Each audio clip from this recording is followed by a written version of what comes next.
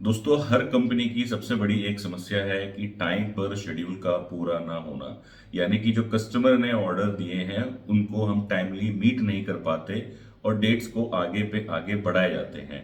जब as a plant head या as a owner आप प्रोडक्शन मैनेजर से पूछते हो कि भैया ये जो है शिपमेंट कब चली जाएगी या ये हमारा शेड्यूल कब पूरा हो जाएगा, तो वैसे ही हवाबाजी में प्रोडक्शन मैनेजर कोई भी डेट कमिटमेंट कर देता है कि भाई 20 तारीख तक सर ये शेड्यूल पूरा हो जाएगा, 25 तक पूरा हो जाएगा।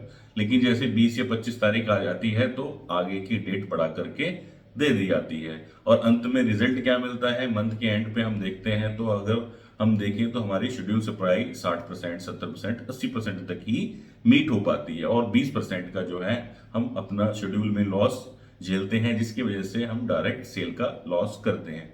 तो ऐसा क्यों होता है? इन्हीं सब कारणों को देखने के लिए, समझने के लिए हमने आज की वीडियो तैयार की है। नमस्कार दोस्तों, एक बार फिर से आपका सभी का स्वागत है एवाईटी इंडिया एकेडमी चैनल पर। आज की जो वीडियो है, इस वीडियो में हम लोग सीखेंगे कैपेसिटी और कैपेसिटी प्लानिंग। कैपेसिटी क्या होती है और प्लांट की कैपेसिटी प्लानिंग कैसे की जाती है, वो मैं आपको आज की वीडियो में सिखाने वाला हूं। जो मैंने आपको समस्या बताई स्टार्टिंग में, उसका समाधान कैपेसिटी प्लानिंग है। तो चलिए फिर ज्यादा वक्त ना गवाते हुए शुरू करते हैं वीडियो को। Let's start. दोस्तों, कैपेसिटी का हिंदी में मतलब होता है क्षमता। तो जैसे कि हिंदी जो हमने इसका ट्रांसलेशन किया क्षमता, उसी से क्लियर हो जाता है कि किसी कार्य को करने की क्षमता क्या हो गई, हमारी कैपेसिटी हो गई। तो अगर हम प्लांट के रेस्पेक्ट में बात करें तो कैपेसिटी का मीनिंग हुआ कि मैक्सिमम आउटपुट। हम किसी सिस्टम से कितनी मैक्सिमम आउटपुट ले सकते हैं, ठीक है, एक गिवन पीरियड ऑफ टाइम में अंडर नॉर्मल कंडीशंस। तो ये क्या कहलाएगा, कैपेसिटी। अगर मैन्युफैक्चरिंग में खास तौर पे बात करें तो डिपेंड करेगा कि हम कितना प्रोडक्शन कर सकते हैं या क्या सर्विस हम गिवन पीरियड ऑफ टाइम में दे सकते हैं। और अगर हम कैपेसिटी की बात करें तो मेजरली तीन टाइप की कैपेसिटी है हमारी: production capacity, machine capacity, labour capacity. Production capacity क्या हुआ कि भैया मेरी जो फैक्ट्री है कितना मटेरियल प्रोड्यूस कर सकती है, ठीक है। मशीन कैपेसिटी क्या हुआ कि अमाउंट ऑफ वर्क और मशीन कैन डू, ठीक है। यानी कि ये भी अगर हम देखें तो रिजल्ट क्या है मशीन का, एंड प्रोडक्ट क्या होगा कि हमें एक कोई प्रोडक्ट मिलेगा। तो ये भी सेम चीज हो गई। और ऐसे ही है लेबर प्रोडक्टिविटी की, जो हमारी जो वर्कफोर्स है उसकी क्या आउटपुट है, जिससे कि हम उसको मेजर करें तो हमें पता चले कि भैया इतने नंबर ऑफ पीसेस हमारी जो है लेबर प्रोड्यूस कर सकती है। तो मोटे तौर पे अगर हम बात करें कि अगर हम मान लें कि एक महीने के अंदर मेरी जो कैपेसिटी है, अगर मैं सीएनसी शॉप चला रहा हूं तो कि 10,000 पीस बनाने की कैपेसिटी मेरी पर डे की है। और उसको हमने अगर निकालना है महीने में या 25 दिन वर्किंग दिन में, तो ये हो गया मेरा 2.5 लाख पीस, कि मैं 2.5 lakh piece per month produce कर सकता हूं। तो ये मेरी क्या हो गई, कैपेसिटी हो गई, यानी कि क्षमता हो गई। इसको अगर हम, जैसे आपके सामने स्क्रीन पे एक चार्ट दिख रहा है, ये क्या है, सेकंड एसी जो अपना ट्रेन होती है, सेकंड एसी, अगर आपने उसमें ट्रेवल किया है तो ये उसकी कैपेसिटी हो गई। यहां दिखाया गया है कि भाई 1 नंबर सीट यहाँ है, 2 नंबर सीट यहाँ है, 3 नंबर सीट यहाँ है, 4 नंबर सीट यहाँ है, और यहाँ कुछ आपको कलर भी दिख रहे हैं। तो अपना पीले का मतलब हो गया लोअर बर्थ और नीले का हो गया अपर बर्थ। ऐसे ही साइड लोअर साइड अपर। तो टोटल मिला के अगर हम बात करें तो इस ट्रेन की टोटल कैपेसिटी कितनी हो गई, इस कोच की 46 पैसेंजर्स, ठीक है, कि इस कोच के अंदर 46 पैसेंजर्स बैठ सकते हैं। इस ट्रेन के कोच के अंदर टोटल 40 पैसेंजर्स बैठने की कैपेसिटी है, ठीक है। ऐसे अगर हम कोई कार करें तो जब आप ऐसे ही जब हम कोई कार खरीदते हैं तो उसमें होता है भाई ये कार 7 सीटर है या 4 सीटर है, ठीक है, या 5 सीटर है, ठीक है। तो ये क्या हो गई, इस कार की सीटिंग कैपेसिटी हो गई। जैसे आपको यहाँ पे दिखाई दे रहा है ये महिंद्रा की कोई गाड़ी है, तो इसकी कैपेसिटी क्या है, 1, 2, 3, 4, 5, 6, 7। तो ये क्या हो गई, 7 सीटर कार हो गई, यानी कि इसकी जो सीटिंग कैपेसिटी है वो 7 की है। ऐसे ही जो हमारा प्लांट है, मैन्युफैक्चरिंग यूनिट है, उसकी भी एक कैपेसिटी होती है प्रोडक्शन करने की, आउटपुट देने की। वो उसकी क्या कहलाती है, कैपेसिटी कहलाती है।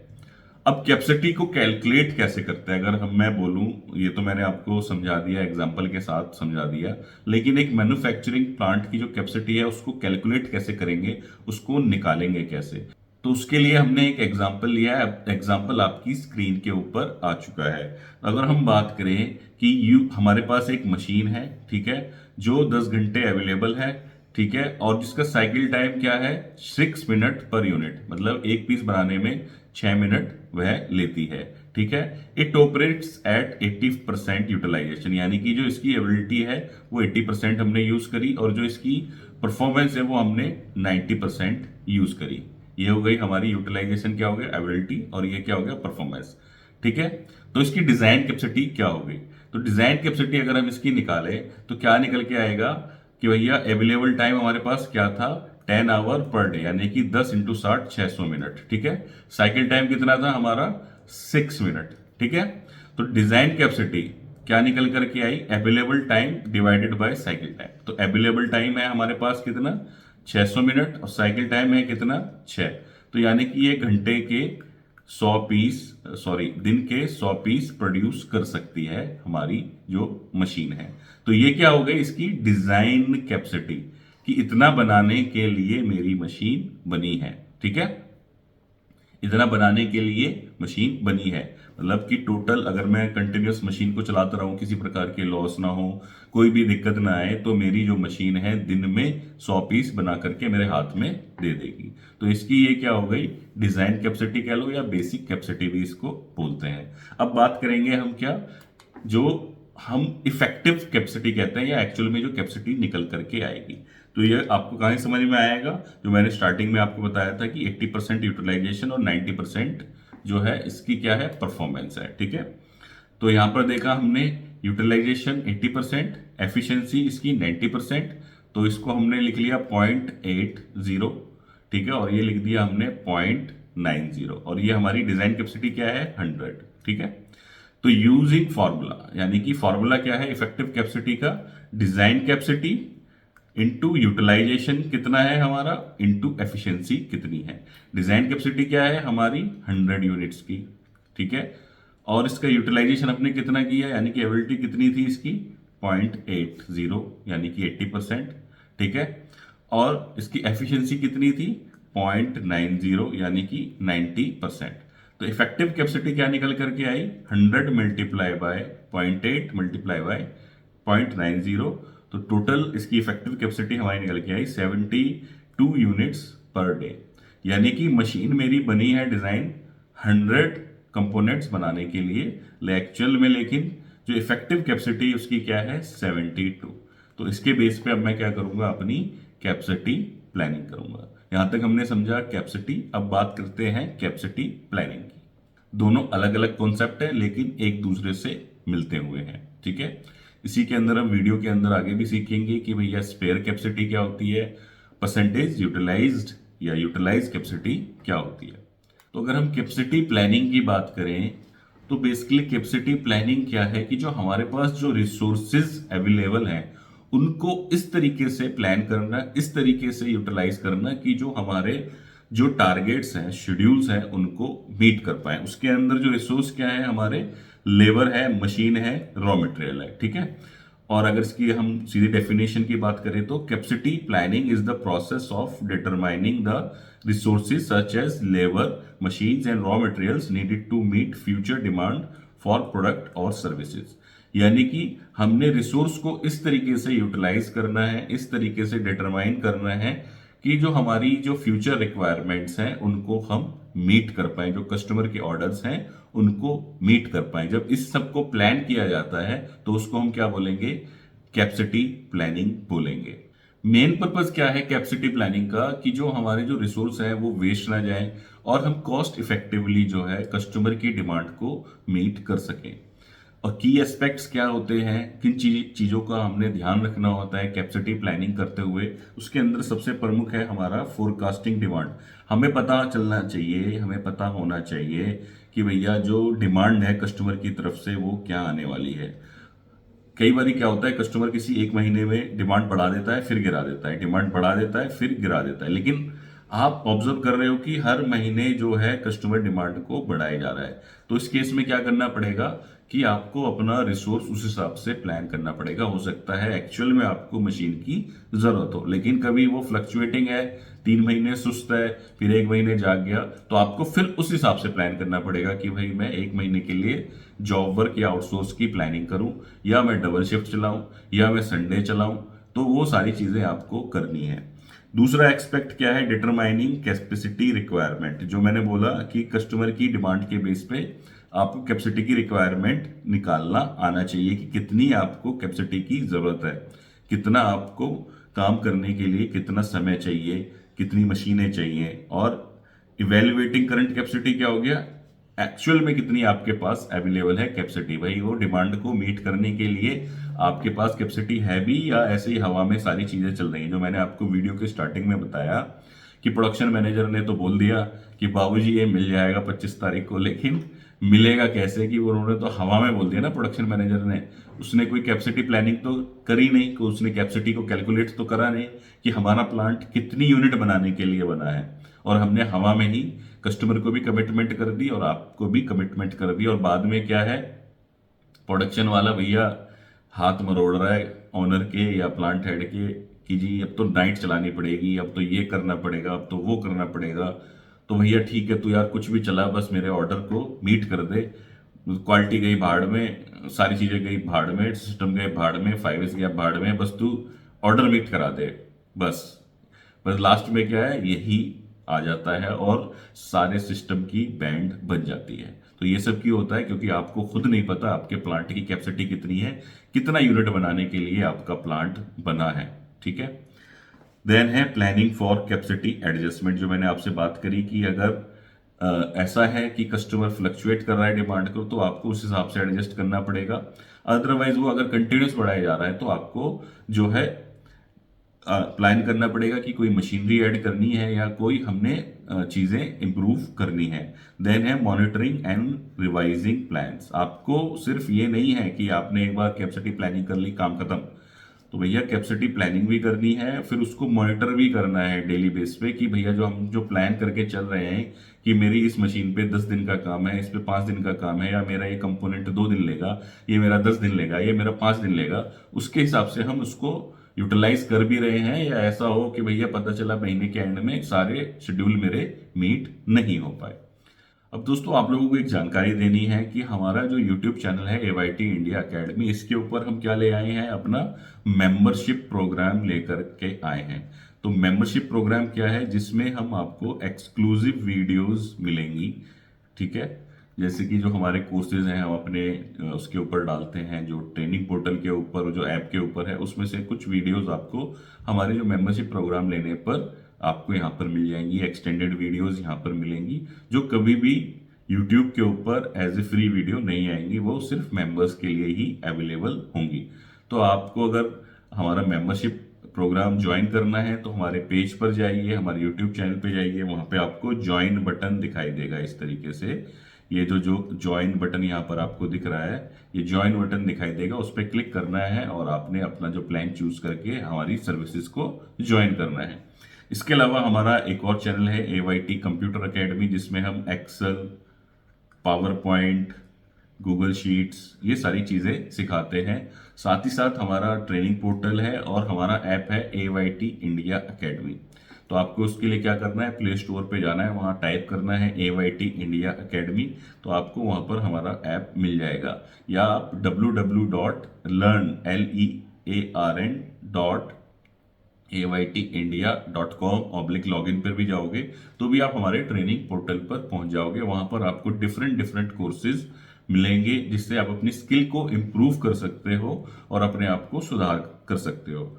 और मैं आपको बता दूं कि हमारा कोई ऐसा उद्देश्य नहीं होता जैसे कि भैया ज़्यादातर क्या कर रहे हैं, ये कोर्स कर लो आपकी सैलरी 20 से 50 हो जाएगी, 20 से 60 हो जाएगी, 20 से 80 हो जाएगी, ऐसे करके गलत तरीके से आपको कोर्सेज बेचते हैं। फिर आप लोग हमारे पास आते हो, या हमें भी कुछ ऐसे केसेस मिलते हैं कि सर उसने तो इतने पैसे ले लिए, ये हो गया वो हो गया, तनख्वाह तो हमारी बढ़ी नहीं।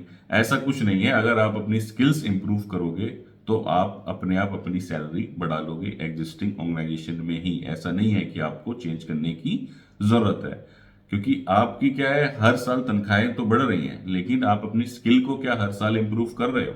तो इसलिए आपको हर साल अपनी स्किल्स को इम्प्रूव करते हुए चलना है। और जो बिजनेस ओनर्स वीडियो को देख रहे हैं, तो उनके लिए भी हमने यहाँ पर वीडियोस, कोर्सेज, फॉर्मेट्स बना के डाले हुए हैं, स्टोर्स के, मेंटेनेंस के, प्रोडक्शन के, क्वालिटी के। वहां से आप जाकर के उन फॉर्मेट्स को डाउनलोड करो और अपनी यूनिट के अंदर उनको आप इम्प्लीमेंट करो, फर्स्ट क्लास अपनी यूनिट को चला सकते हो। खैर, अब वापस आते हैं वीडियो पे।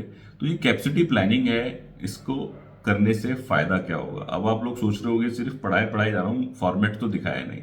ये आखिरी स्लाइड है, इसके बाद हम फॉर्मेट पर ही आने वाले हैं कैपेसिटी प्लानिंग के, जो हमने एक्सेल में तैयार किया है, जिसके अंदर मैं आपको बताऊंगा कि आप भी निकाल पाओ कैपेसिटी प्लानिंग, अगर आपको अपने यहाँ पर कैपेसिटी प्लान करना है तो बेनिफिट क्या है। सबसे पहला बेनिफिट है ऑप्टिमाइज रिसोर्स यूटिलाइजेशन।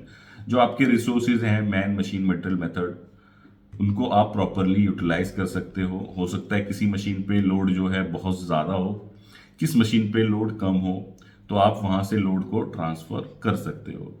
और रिड्यूस कॉस्ट कैसे है, जब हम अपने जो रिसोर्सेज हैं उनको प्रॉपरली तरीके से मैनेज करेंगे तो हमारी कॉस्ट वैसे ही अपने आप डाउन जाने वाली है। उसके बाद है improve customer satisfaction and support decision, better decision making. Improved customer satisfaction कैसे हुआ कि भैया अगर आप टाइमली डिलीवरी को मीट करते हो तो कस्टमर आपका वैसे ही खुश होने वाला है, वैसे ही सेटिस्फाई होने वाला है और आपको ज़्यादा से ज़्यादा ऑर्डर देगा।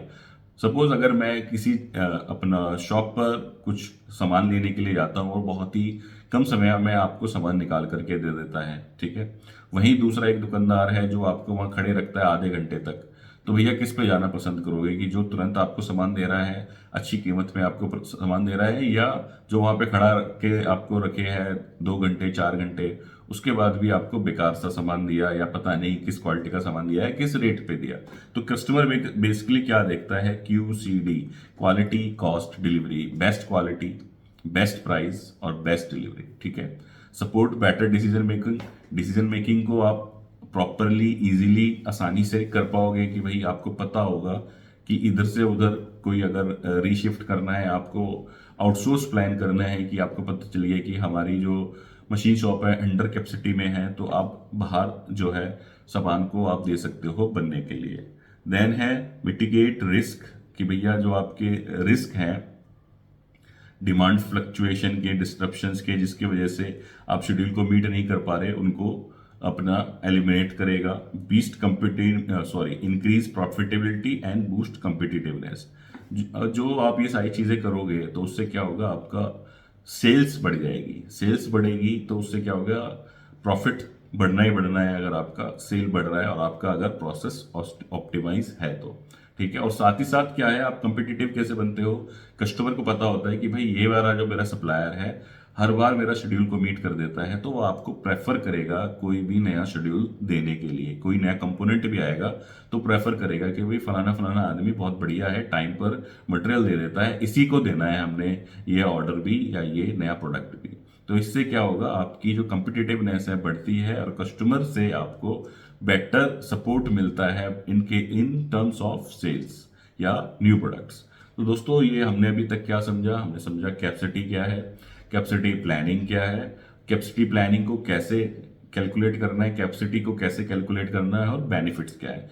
अब हम देखेंगे कि कैपेसिटी प्लानिंग की शीट कैसी होती है, कैसे हम बनाएं। और ये जो मैं बताऊंगा आपको, ये एक CNC मशीन शॉप का कैपेसिटी प्लानिंग हमने किया है, जिसके अंदर तरह तरीके की मशीनें हैं, CNC, VMC, लेथ, अपना पॉली टर्निंग, ठीक है। तो देख करके हम इसको समझते हैं, सीखते हैं। उम्मीद है यहाँ तक आपको वीडियो पसंद आ रही है और आगे भी वीडियो आपको पसंद आएगी। दोस्तों, आप लोगों की स्क्रीन के ऊपर कैपेसिटी प्लानिंग का फॉर्मेट आ चुका है। तो दोस्तों, ये जो आपको यहाँ पे सबसे पहले जो शीट दिख रही है वह हमारी मेन शीट है, जिसके अंदर हमें पूरी की पूरी समरी दिखाई दे रही है कि भैया हमारे पास कितने दिन का काम है, ठीक है। यहाँ लेफ्ट साइड में जो आप देख रहे हो ये सारी मशीन्स है, ठीक है।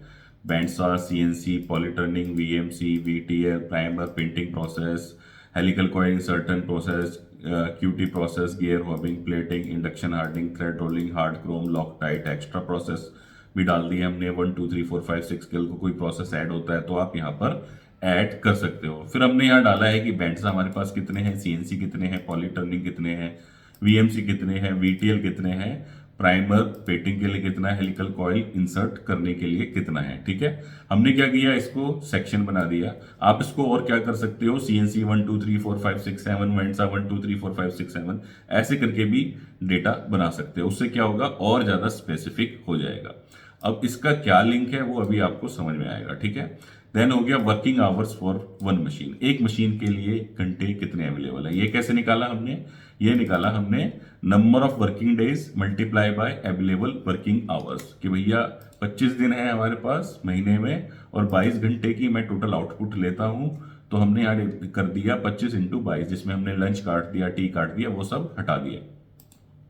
मान लो हमारे पास 26 दिन होते तो ये डेटा हमारा चेंज हो जाता कि भाई 26 दिन के हिसाब से 572 घंटे बनते हैं किसके, एक मशीन के एक महीने के अंदर। ठीक है, working available for all machines, यहाँ पे क्या किया हमने, जो हमारे पास नंबर ऑफ मशीन्स है और वर्किंग आवर्स है उनको मल्टीप्लाई कर दिया कि बैंड्सा एरिया में मेरे पास 1144 घंटे अवेलेबल हैं। ठीक है, वर्किंग आवर्स एट 85% ओई। अब क्या होगा कि भाई मशीन अवेलेबल तो है जैसे मैंने, लेकिन आपको सिखाया था कि कैपेसिटी कैसे निकालते हैं, तो उसमें पता चला हमें कि भाई यूटिलाइजेशन भी लेना है और एफिशिएंसी भी लेनी है। तो हमने सीधा यहाँ पे डाल दिया ओई कि भाई मेरा 85% ओई है। अगर ये मैं 90 कर दूं तो 90 के हिसाब से डेटा चेंज हो जाएगा कि मेरे को एक्चुअल में इतना अवेलेबल है टाइम। ठीक है, अगर इसको हमने 85 किया तो हमें पता चल गया एक्चुअल में 85 के, जैसे यहाँ दिखा रहा है 1144 घंटे, यानी कि 100% अगर मैं यूज करूंगा मशीन को, यूटिलाइज करूंगा, आउटपुट दूंगा तो 1144 घंटे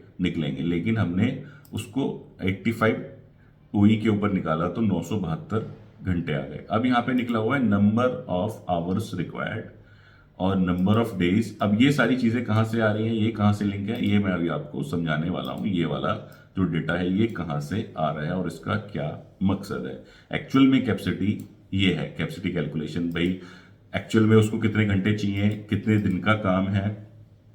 ठीक है, अवेलेबल कैपेसिटी कितनी है, इसके बाद यूज करने के बाद हमारे पास कितनी बची। मान लो नंबर ऑफ घंटे इस पे 740 घंटे चाहिए, अवेलेबल इतने थे, तो उसके बाद कितने बच गए। ठीक है, available capacity in percentage, spare capacity कितनी बची इस मशीन की, 23%, इसकी 41, इसकी 97%। यूज कैपेसिटी हमने कितना यूज कर रहे हैं कैपेसिटी को, 76, 58, 2.4, 24.7, 56%, 24%। तो यहाँ पे ऊपर टोटल आ गया कि 12% हमने कैपेसिटी को यूटिलाइज किया हुआ है और 87% मेरी स्पेयर है कैपेसिटी। जब कोई नया कस्टमर आता है तो आपसे वो सबसे पहले क्या मांगता है, आप बोलता है आपको कि भाई मुझे अपना कैपेसिटी प्लान दो कि आपके पास कितनी % स्पेयर कैपेसिटी है। ऐसा किस लिए है, ऐसा इसलिए करता है कस्टमर, वो देखना चाहता है कि आपके पास एक्चुअल में मशीन्स अवेलेबल भी हैं उसका प्रोडक्ट बनाने के लिए, या सिर्फ ऑर्डर लेने के लिए बोल रहे हो कि बाबूजी ऑर्डर दे दो, ऑर्डर दे दो। पता चला वो ऑर्डर देके आपको फंस गया क्योंकि आपके पास कैपेसिटी ही अवेलेबल नहीं है।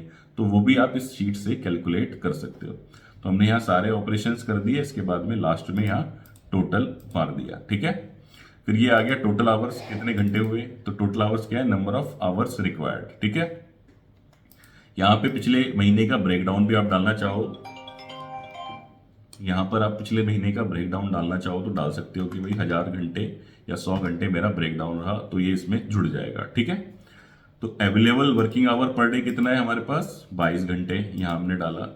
कितनी मशीनें हमारे पास चल रही है, 63, ये इसको हमने टोटल कर दिया।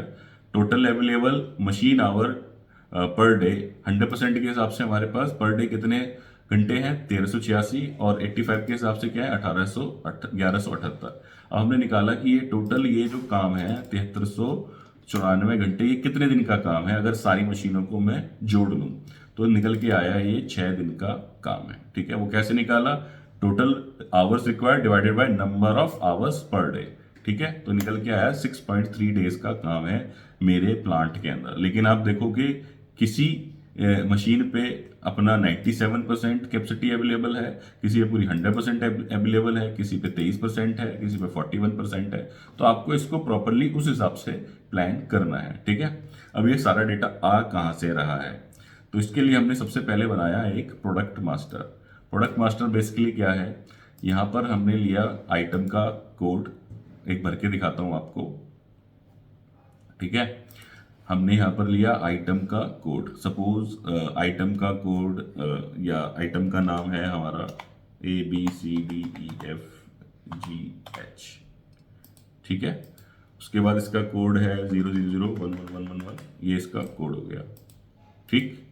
तो जैसे ही हमने यहाँ पे किया तो यहाँ आ गया कि भैया ये आइटम कोड विद नंबर, क्योंकि ये सारा डेटा आउट करके जा रहा है आगे।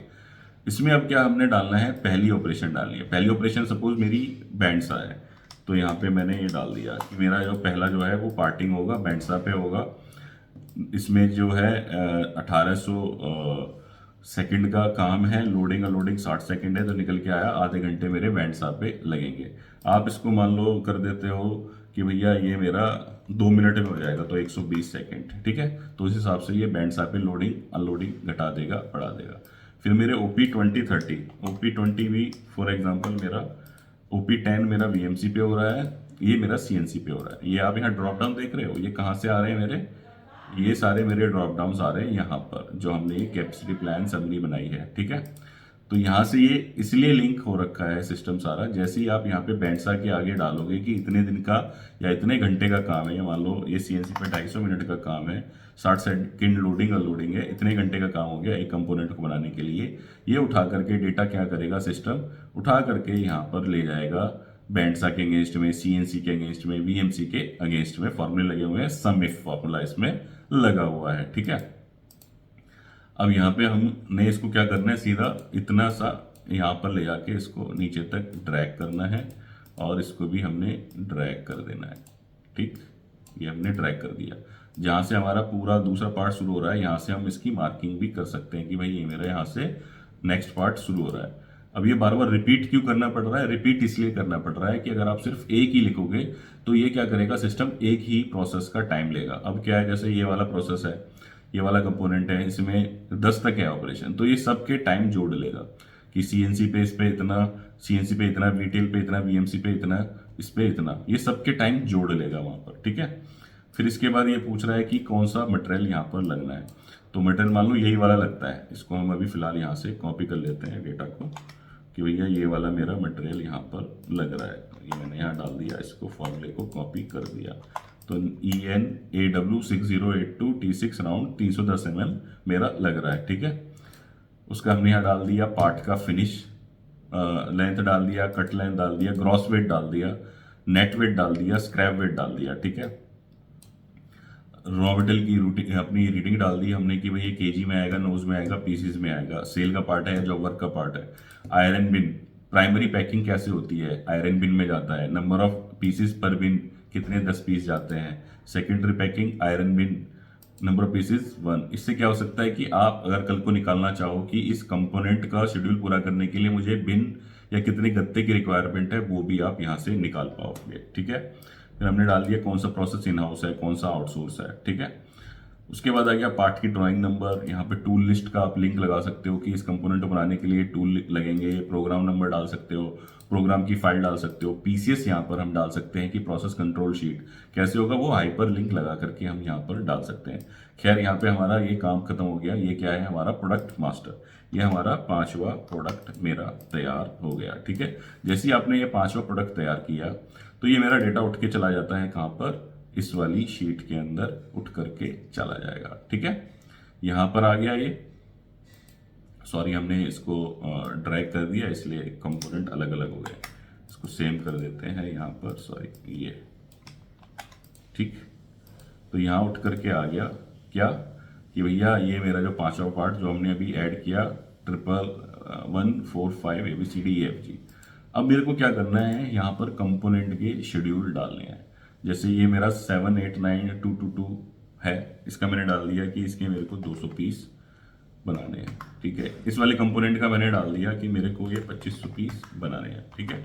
फिर हमने यहाँ डाला FG अवेलेबल स्टॉक कितना है, मतलब कि मेरे को FG में कितना स्टॉक मेरे पास पड़ा हुआ है, ये नील पड़ा हुआ है, लेकिन मेरे को मिनिमम स्टॉक 50 पीस का रखना है ये, ठीक है। उसके बाद मैंने यहाँ पे डाला कि भैया मेरे पास FG में इस वाले कंपोनेंट का स्टॉक है 250 पीस, और 250 ही मेरे को मिनिमम स्टॉक रखना है। तो इसने निकाल दिया कि आपको बैलेंस कितना प्रोड्यूस करना है, 2500 पीस प्रोड्यूस करना है। अब जैसे ही आप ये करते जा रहे थे, यहाँ पर ये डेटा अपने आप ऐड होते जा रहा है। अब ये डेटा उठ के हमारा कहाँ चला जाएगा, ये डेटा हमारा कैपेसिटी प्लानिंग में चला जाएगा। जिस कंपोनेंट के अगेंस्ट में हमने जिस ऑपरेशन, जिस मशीन को चूज किया, उसके अगेंस्ट में ये सारा टाइम अपडेट हो गया। तो अभी हमारा जो 6 दिन का काम आ रहा था, वो हमारा 7.1 डे का काम हो गया। ठीक है, तो इस तरीके से आप कैपेसिटी को कैलकुलेट कर सकते हो। इसमें भी क्या हो रखा है, यहाँ पर भी हमने सम इफ फॉर्मूले का यूज किया हुआ है। अगर आप देखोगे तो हमने यहाँ पर सम इफ फॉर्मूला लगाया हुआ है। आप भी सम इफ फॉर्मूला बैंडसा मशीन के एंगेस्ट में लगा करके सीधा यहाँ डेटा उठा करके ला सकते हो, जो नंबर ऑफ आवर्स है। ठीक है, देन आ गया रॉ मटेरियल की रिक्वायरमेंट।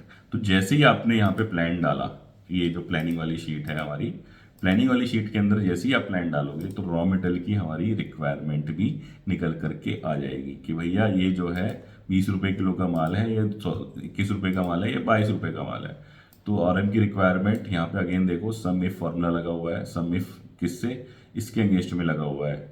जहाँ जहाँ पर ये लिखा होगा, ये आप देखोगे अगर यहाँ पर पार्ट शेड्यूल, तो हमने यहाँ लास्ट में डाला है कि ये किस कंपोनेंट से बनता है और इसको बनाने के लिए कितना इसका पार्ट वेट है, और यहाँ मल्टीप्लाई कर दिया part weight into number of pieces, कितने प्रोड्यूस करने हैं, तो निकल के आ गई टोटल रिक्वायरमेंट केजी में। ठीक है, तो ये जो रिक्वायरमेंट निकल करके आई, ये उठ के हमारी यहाँ पे हमने मास्टर शीट में उठा लिया कि मेरे पास 3 तरीके का रॉ मटेरियल मुझे चाहिए। ठीक है, रिक्वायरमेंट ये हो गई। अवेलेबल स्टॉक मेरे पास ये 1200 है, ये 100 है, ये 50 है। सपोज मैं ये कर देता हूँ, मेरे पास 200 है। ये कैपेसिटी प्लानिंग कब करनी है आपको, लास्ट वीक में करनी है अगले मंथ के लिए। तो मेरे को पता चल गया कि मेरे पास इतना स्टॉक अवेलेबल है, मिनिमम स्टॉक मेरे को 200 किलो रखना है, इसका 100 रखना है, इसका 100 रखना है। बैलेंस कितना मंगाना है, इतना मंगाना है।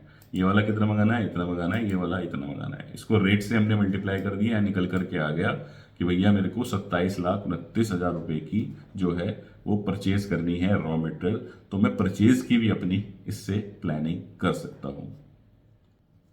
तो दोस्तों, उम्मीद है आपको जो ये शीट है वो समझ में आई है, किस तरीके से काम कर रही है। तो सबसे पहले हमने क्या बनाया, सबसे पहले हमने बनाया प्रोडक्ट मास्टर। ठीक है, प्रोडक्ट मास्टर के अंदर हमने सारी चीज़ों को डाल दिया कि मुझे क्या कंपोनेंट बनाना है, किस मशीन पे बनाना है, किस मशीन पे कितना समय लगेगा, कौन सा रॉ मटेरियल लगेगा। ठीक, फिर हमने उसमें डाला शेड्यूल। तो जैसे ही हमने शेड्यूल डाला, उसके बेस पे मेरी 2 चीज़ें हो गई यहाँ पर कि आरएम की प्लानिंग हो गई, क्या क्या मेरे को रॉ मटेरियल चाहिए, और यहाँ पर मेरी कैपेसिटी प्लानिंग निकल करके आ गई कि किस मशीन पे मेरा कितने दिन का काम है। सपोज किसी मशीन पे अगर मेरा ज़्यादा काम हो, जितने मेरे नंबर ऑफ डेज हैं, तो वो उसको रेड हाईलाइट कर देगा सिस्टम, और आप उसको ट्रांसफ़र कर पाओगे दूसरी मशीन के ऊपर। दोस्तों, अगर ये आपको फॉर्मेट बनाना है तो मैंने आपको पूरा फॉर्मेट बना दिया, दिखा दिया, समझा दिया, यहाँ से बना सकते हो। अगर आप ये बनाना नहीं चाहते, आपको रेडीमेड बनाना है, रेडीमेड चाहिए आपको, तो हमने ये capacity planning and RM planning Excel format के नाम से अपनी जो हमारी ऐप है AYT इंडिया अकेडमी ऐप, और ये जो हमारा ट्रेनिंग पोर्टल है www.learn.aytindia.com, इसके ऊपर डाला हुआ है। साथ ही साथ हमने लिंक जो है डिस्क्रिप्शन में भी डाल दिया है, ताकि आप वहां सीधा जाओ, फाइल को डाउनलोड करो और अपना डेटा भरो, और अपना जो है कैपेसिटी प्लानिंग को आज ही कैलकुलेट करो। और जो कस्टमर के ऑर्डर टाइमली मीट नहीं कर पा रहे, फॉल्स कमिटमेंट्स हो रही हैं, वो आप उनसे बच सकते हो। उम्मीद है दोस्तों वीडियो पसंद आई होगी। जब यहाँ तक आए हो तो वीडियो आपको अच्छी ही लगी है। वीडियो अच्छी लगी है तो वीडियो को लाइक करना ना भूलें। चैनल पे पहली बार आए तो चैनल को भी सब्सक्राइब कर दें। धन्यवाद।